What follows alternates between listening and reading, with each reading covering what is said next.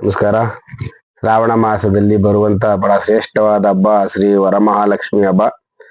ಬಹಳ ಪ್ರಾಮುಖ್ಯತೆಯನ್ನು ಹೊಂದಿರುವಂತ ವರಲಕ್ಷ್ಮಿ ಹಬ್ಬವನ್ನ ಯಾರು ಮಾಡಬೇಕು, ಹೇಗ್ ಮಾಡಬೇಕು, ಯಾವ ತರ ಮಾಡಬೇಕು, ಹೆಂಗ್ ಮಾಡಬೇಕು, ಎಲ್ಲಿ ಮಾಡಬೇಕು, ಈ ತರ ಎಲ್ಲ ಬಹಳ ಅನುಮಾನಗಳು ಜಾಸ್ತಿ ಇರ್ತವೆ. ಸೊ ಎಲ್ಲಾ ಅನುಮಾನಗಳಿಗೆ, ಎಲ್ಲಾ ಪ್ರಶ್ನೆಗಳಿಗೂ ಇವತ್ತು ಉತ್ತರ ಸಿಗುತ್ತೆ.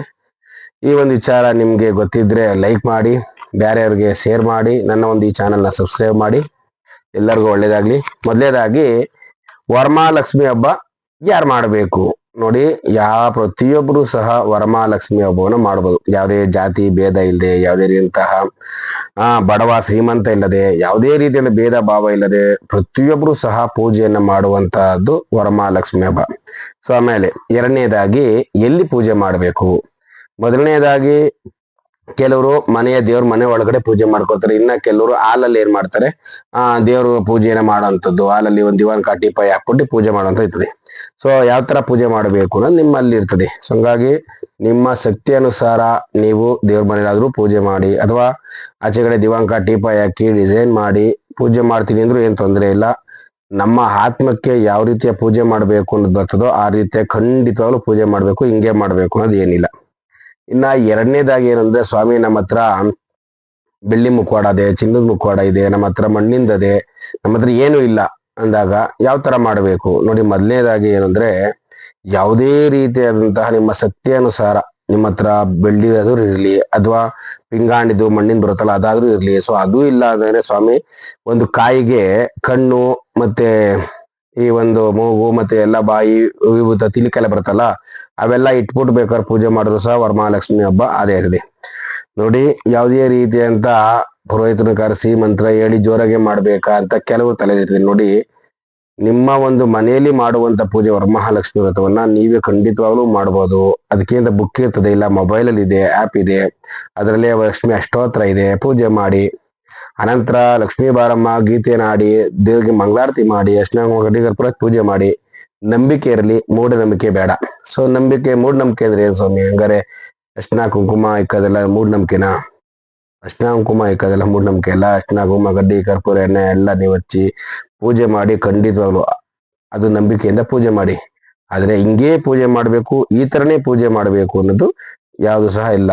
ಹಂಗಾಗಿ ನಮ್ಮ ಆತ್ಮಕ್ಕೆ ಯಾವ ರೀತಿಯಾಗಿ ಸಲ್ಲುತ್ತದೋ ಆ ರೀತಿಯ ಪೂಜೆ ಮಾಡ್ರೆ ಸಾಕು.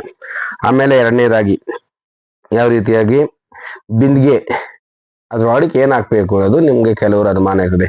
ಸೊ ಬಿಂದಿಗೆ ಒಳಕ್ಕೆ ಏನಂದ್ರೆ, ತುಂಬಿದ ಒಂದು ಬಿಂದಿಗೆಯಲ್ಲಿ ನೀರ್ ಹಾಕಿ ಅರಿಶಿನ ಕುಂಕುಮ ಹಣ ಲಾವಂಚ ಬೇರು ಮತ್ತೆ ದ್ರಾಕ್ಷಿ ಗೋಡಂಬಿ ಖರ್ಜೂರ ಇವೆಲ್ಲವನ್ನ ಹಾಕ್ಬೇಕು. ಗ್ರಂಥಿಗೆ ಅಂಗಡಿಗಳಲ್ಲಿ ಹೋಗಿ ಕೇಳಿದ್ರೆ ಅಲ್ಲಿ ಬಿಂದಿಗೆ ಒಳಗೆ ಹಾಕಿ ಕೊಡಿ ಅಂತಂದ್ರೆ ಪ್ರತಿಯೊಂದು ಗ್ರಂಥಿಗೆ ಅಂಗಡಿಲೂ ಸಹ ಅದೊಂದು ಪ್ಯಾಕೆಟ್ ಮಾಡಿ ಮಡಗಿರ್ತಾರೆ. ಅದನ್ನ ನೀವು ಹೋಗಿ ಈಸ್ಕೊಬಂದು ಹಾಕ್ಬೋದು. ಇನ್ನ ಯಾವ ರೀತಿಯಾಗಿ ಮುಖವಾಡದು ಹೇಳಿದೆ. ಅನಂತರ ಮೇನ್ ಕೆಲವರು ಹೇಳ್ತಾರೆ ಸೂತ್ಕ ಇದ್ದಾಗ ಮಾಡ್ಬೇಕಾ ಬೇಡವಾ ಅಂತ ಹೇಳಿ. ನೋಡಿ ಆಕ್ಚುಲಿ ಏನು ಅಂತಂದ್ರೆ, ದೇವ್ರಿಗೆ ಒಂದು ಸ್ಥಾನ ಅಂತ ನಾವು ಕೊಟ್ಟಿದೀವಿ. ಸೊ ಆ ಸ್ಥಾನದಲ್ಲಿ ಇದ್ದಾಗ ಕೆಲವರು ಗುರುಗಳು ನೆನ್ನೆ ನಾವು ವಿಡಿಯೋ ನೋಡಿದಾಗ ಪೀರಿಯಡ್ಸ್ ಇದ್ದಾಗೆಲ್ಲ ಮಾಡಿ ಅಂತಂದ್ರು. ಖಂಡಿತ ಮಾಡ್ಬಾರ್ದು. ಯಾಕೆಂದ್ರೆ ನಾವು ದೇವ್ರಿಗೆ ಅಂತ ಒಂದು ಸ್ಥಾನ ಕೊಟ್ಟಿದೀವಿ. ಸೊ ಆ ಸ್ಥಾನದಲ್ಲಿ ನಾವು ಇಕ್ಕಿದೀವಿ ಅಂದ್ಮೇಲೆ, ಸೊ ನಾವ್ ಯಾವುದೇ ರೀತಿ ಪೀರಿಯಡ್ಸ್ ಆದಾಗ ಮಾಡಬಾರ್ದು, ಮಾಂಸಾಹಾರಗಳನ್ನ ತಿನ್ಕೊಂಡಾಗ್ಲಿ ಮಾಡಬಾರ್ದು, ಮನೇಲಿದ್ದಾಗ ಮಾಡಬಾರ್ದು. ಇನ್ನೊಂದಾಗಿ ಮರಣ, ಯಾರಾದ್ರೂ ಆತ್ಮೀಯರು ಅಂದ್ರೆ ತಂದೆ ತಾಯಿಗಳು, ಅಣ್ಣ ತಮ್ಮ, ಈ ತರ ಆತ್ಮೀಯರು ತುಂಬಾ ಹತ್ರದವ್ರು ತೀರೋಗಿದ್ರೆ ಆ ಒಂದು ಸೂತಕದ ಮನೆಯಲ್ಲಿ ನಾವು ಲಕ್ಷ್ಮೀ ದೇವಿನ ಕೂರಿಸಬಾರ್ದು. ಆಮೇಲೆ ನಿಮ್ಗೆ ಯಾವುದೇ ತರ ದೋಷ, ಈಗ ಪೀರಿಯಡ್ಸ್ ಅಥವಾ ಮತ್ತೊಂದು ಏನೋ ಇದ್ರೆ, ವರಮಹಾಲಕ್ಷ್ಮಿ ಒಂದೇ ದಿನ ಬರಲ್ಲ, ನೆಕ್ಸ್ಟ್ ಆಚೆ ವಾರ ಬರುತ್ತೆ, ಮತ್ತೆ ಆಚೆ ವಾರ, ಈ ಸರಿ 3 ವಾರ ಬಂದಿದೆ. ಸೊ 3 ವಾರದಲ್ಲಿ ಯಾವ್ದಾದ್ರು 1 ವಾರ ಮಾಡ್ಕೊಳ್ಳಿ ಸಾಕು ಅಲ್ವಾ. ಆಮೇಲೆ ದೇವರ ಮುಂದೆ ಇರುವಂತ ನೈವೇದ್ಯ ನೋಡಿ, ನಮ್ಮ ಶಕ್ತಿ ಅನುಸಾರ ನಮ್ಮ ಹತ್ರ ಏನ್ ಇರ್ತದೋ, ಸೊ ಒಂದ್ ಸ್ವಲ್ಪ ಹಾಲಾಗ್ಲಿ, ಅದಕ್ಕೆ ಸ್ವಲ್ಪ ಸಕ್ಕರೆ ಆಗಿ ಇಕ್ಕಿದ್ರು ಭಗವಂತ ಖಂಡಿತವಾಗ್ಲೂ ನಮ್ಗೆ ಆ ದೇವಿ ನಮ್ಗೆ ಒಳ್ಳೇದ್ ಮಾಡೇ ಮಾಡ್ತಾರೆ. ಸೊ ಹಂಗಾಗಿ ನಿಮ್ಮ ಕೈಲಾದಂಥದ್ದು ಏನ್ ಇರ್ತದೋ ಆ ಒಂದು ತಿಂಡಿ ತಿನಿಸುಗಳಾಗ್ಬೋದು, ಆನಂತರ ಯಾವುದೇ ರೀತಿಯಾದಂತಹ ಮನೆಯಲ್ಲಿ ಮಾಡಿರುವಂತಹ ಒಬ್ಬಿಟ್ಟು ಅಥವಾ ಹಾಲು ಏನ್ ಬೇಕಾದ್ರೂ ಇಕ್ಕಿ ನಾವು ನೈವೇದ್ಯ ಮಾಡ್ಬೋದು. ಇಂಥದ್ದೇ ಮಾಡಬೇಕು ಅನ್ನೋದು ಇಲ್ಲ. ಯಾಕೆಂದ್ರೆ ನಂಬಿಕೆ ಇರಲಿ, ಮೂಢನಂಬಿಕೆ ಬೇಡ. ಅದಕ್ಕೋಸ್ಕರ ಇನ್ನ ಎರಡನೇದಾಗಿ ದೇವರಲ್ಲಿ ಎಲ್ಲಾ ಪೂಜೆ ಪುನಸ್ಕಾರವನ್ನ ಮಾಡಿ, ಮುತ್ತೈದೆಯರ ಕರೆದು ಅರ್ಶನ ಕುಂಕುಮ ಎಲ್ಲ ಕೊಟ್ಟು ಅವ್ರ ಹತ್ರ ಆಶೀರ್ವಾದ ಮಾಡ್ಕೊಂಡು ಭಗವಂತನಲ್ಲಿ ನಾವು ಕೇಳ್ಕೊಬೇಕಾಗಿದ್ದು ಇಷ್ಟೇ. ಏನ್ ಕೇಳ್ಬೇಕು, ಒಳ್ಳೆ ಚಿನ್ನ ಕೊಡು, ಸರ ಕೊಡು, ವಾಹನ ಕೊಡು ಅಂತ ಕೇಳಬಾರ್ದು. ಏಕೆಂದ್ರೆ ಬೆಲೆ ಕಟ್ಟಕ್ಕಾಗದಿರೋ ವಸ್ತು ಅಂತಂದ್ರೆ ಯಾವ ರೀತಿಯಾಗಿ ಆರೋಗ್ಯ, ಏಕೆಂದ್ರೆ ನಮ್ಮ ಆರೋಗ್ಯ ಚೆನ್ನಾಗಿದ್ರೆ 1 ಕೋಟಿ ಬೇಕಾದ್ರೂ ಸಂಪಾದನೆ ಮಾಡ್ಬೋದು. ಆದ್ರೆ ನಮ್ಮ ಆರೋಗ್ಯ ಚೆನ್ನಾಗಿಲ್ಲ ಅಂತಂದ್ರೆ ಕೋಟಿ ದುಡ್ಡನ್ನು ಕೊಟ್ಟರು ಆರೋಗ್ಯ ಬರಲ್ಲ. ಹಂಗಾಗಿ ನಾವು ಆದಷ್ಟು ಒಳ್ಳೆ ಆರೋಗ್ಯ ಕೊಡಪ್ಪ ಭಗವಂತ ಅಂತ ಹೇಳಿ ನಾವು ಕೇಳ್ಕೊಬೇಕು. ಆ ಲಕ್ಷ್ಮೀ ದೇವಿ ನಾವು ಸಂಕಲ್ಪ ಮಾಡಬೇಕು. ಆಮೇಲೆ ಕೆಲವರು ಇಷ್ಟು ವರ್ಷಗಳ ಕಾಲ ನಾವು ಮಾಡಿಲ್ಲ, ನಮ್ಮ ಅತ್ತೆ ಮಾಡಿಲ್ಲ, ನಮ್ಮ ಅಮ್ಮ ಮಾಡಿಲ್ಲ, ನಾವು ಮಾಡ್ಬೋದಾ ಅಂತ ಒಂದು ಅನುಮಾನ ಇರ್ತದೆ. ಹಾಗಾಗಿ ನೋಡಿ, ಯಾರು ಬೇಕಾದ್ರೂ ಸಹ ವರಮಹಾಲಕ್ಷ್ಮಿ ಹಬ್ಬ ಮಾಡ್ಬೋದು. ಸೊ ಅದು ಮಾಡಿದ ಮೇಲೆ ಅದ್ರ ಫಲ ಗೊತ್ತಾಯ್ತದೆ. ಅದಕ್ಕೆ ಮುಂಚೆಯಾಗಿ ಯಾವ್ದು ಸಹ ಹೇಳಕ್ಕಾಗಲ್ಲ. ಕೆಲವ್ರಿಗೆ ಏನು ವರಮಹಾಲಕ್ಷ್ಮಿ ಹಬ್ಬ ಮಾಡಿದ್ಮೇಲೆ ತುಂಬಾ ಒಳ್ಳೇದಾಗುತ್ತೆ, ವರ್ಷದಿಂದ ವರ್ಷಕ್ಕೆ ಇಂಪ್ರೂವ್ಮೆಂಟ್ ಆಗಿರೋದಿರ್ತದೆ. ಇನ್ನು ಕೆಲವರಿಗೆ ಮಾಡಿದ್ಮೇಲೆ ಸ್ವಲ್ಪ ಯಾಕೋ ನಮ್ಗೆ ತೊಂದರೆ ತಾಪತ್ರೆ ಆಗುತ್ತೆ ಅಂತ ಅನ್ಸುತ್ತೆ. ಸೊ ಅಂತವ್ರ ಮನೇಲಿ ಏನ್ ಬೇಕಾಗಿಲ್ಲ, ಮಾಮೂಲಿ ದೇವ್ರ ಮನೆ ಪೂಜೆ ಮಾಡ್ಕೊಳ್ಳಿ. ಇಲ್ಲ ನಮ್ಗೆ ಮಾಡಿದ್ಮೇಲೆ ಇವತ್ತು ಇಷ್ಟಿತ್ತು ಸಮಯ, ಇವತ್ತು ಇನ್ನು ದನಗಿದ್ದೀವಿ ಅನ್ನೋದಾದ್ರೆ ಖಂಡಿತವಾಗ್ಲು ಯಾರು ಬೇಕಾದ್ರು ಮಾಡ್ಬೋದು ವರಲಕ್ಷ್ಮಿ ಹಬ್ಬ. ಇನ್ನ ಯಾವುದೇ ರೀತಿಯಾಗಿ ಅವ್ರ ಮನೆ ಇಷ್ಟ ಮಾಡವ್ರೆ, ನಾವ್ ಇಷ್ಟ ಮಾಡೋಣ, ಇದಕ್ಕಿಂತ ದೊಡ್ಡದಾಗಿ ಮಾಡೋಣ, ಇಷ್ಟೆಲ್ಲ ಲೈಟ್ ಹಾಕಿ ಮಾಡೋಣ ಅನ್ನೋದು ಬೇಡ. ಯಾಕೆ ಅಂತಂದ್ರೆ ಭಗವಂತನಿಗೆ ಹೊಟ್ಟೆ ಕಿಚ್ಚಿನ ಪೂಜೆ ಬೇಡ, ಅನಂತರ ಆಡಂಬರದ ಪೂಜೆ ಬೇಡ, ಅನಂತರ ಮೂಢನಂಬಿಕೆಯ ಪೂಜೆ ಯಾವುದೇ ಕಾರಣಕ್ಕೂ ಬೇಡ. ಹಿಂಗೇ ಮಾಡ್ಬೇಕು, ಇಷ್ಟು ಗಂಟೆಗೆ ಮಾಡಬೇಕು. ನೋಡಿ, ಜಗತ್ತಿನಲ್ಲಿ ಭಗವಂತ ಏನ್ ಸೃಷ್ಟಿ ಮಾಡೋನೋ ಪ್ರತಿ ದಿನ ಪ್ರತಿ ಗಳಿಗೆನೂ ಸಹ ಶ್ರೇಷ್ಠವಾಗಿರದೆ. ಶ್ರೇಷ್ಠ ದಿನ ಶ್ರೇಷ್ಠ ಗಳಿಗೆ ಅಂತಾನೆ ಇದೆ. ಯಾವುದೂ ಸಹ ಇಂಥದೇ ಶ್ರೇಷ್ಠ, ಇಂಥದೇ ಕನಿಷ್ಠ, ಇಂಥದೇ ಇನ್ನೊಂದು ಯಾವುದೂ ಇಲ್ಲ. ಭಗವಂತ ಸೃಷ್ಟಿಯಲ್ಲಿ ಎಲ್ಲವೂ ಸಹ ಒಂದೇ. ಹಂಗಾಗಿ ಯಾವುದೇ ರೀತಿಯಾದಂತ ಆಡಂಬರ ಪೂಜೆ ಬೇಡ. ನಿಮ್ಮ ಶಕ್ತಿಯಾನುಸಾರ ಏನಿರುತ್ತೋ ಆ ರೀತಿಯಾಗಿ ಪೂಜೆ ಮಾಡ್ಕೊಂಡು ಹೋಗಿ. ಯಾಕೆಂದ್ರೆ ಹಬ್ಬ ಹರಿದಿನ ಅಂತಂದ್ರೆ ಪ್ರತಿಯೊಂದ್ರಲ್ಲೂ ಸಹ ಬೆಲೆಗಳು ಜಾಸ್ತಿ ಆಗ್ತದೆ.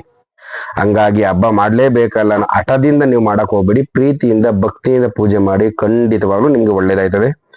ಹಾಗಾಗಿ ಇನ್ನ ಬೇರೆ ಯಾವುದೇ ರೀತಿಯಿಂದ ಕೆಲವರು ನೆನ್ನೆ ಒಂದು ವಿಡಿಯೋದಲ್ಲಿ ಹೇಳಿದ್ರು, ಹಣವನ್ನ ಇಕ್ಪದ ಇಲ್ವಾ ಅಂತ. ನೋಡಿ, ನಿಮ್ಮ ಶಕ್ತಿ ಅನುಸಾರ ನಾವು ಇವತ್ತು ದುಡ್ಡಿಗೆ ಲಕ್ಷ್ಮಿ ಅಂತ ನಾವು ಅವತ್ತಿಂದ ಹೇಳ್ಕೊಂಡಿದೀವಿ. ಅದು ರಾವು ಕಾರಕನಾದ್ರೂ ಸಹ ನಾವು ಅವತ್ತಿನ ದುಡ್ಡಿಗೆ ಒಂದು ಸ್ಥಾನ, ಲಕ್ಷ್ಮಿ ಸ್ಥಾನ ಕೊಟ್ಬಿಟ್ಟಿದೀವಿ.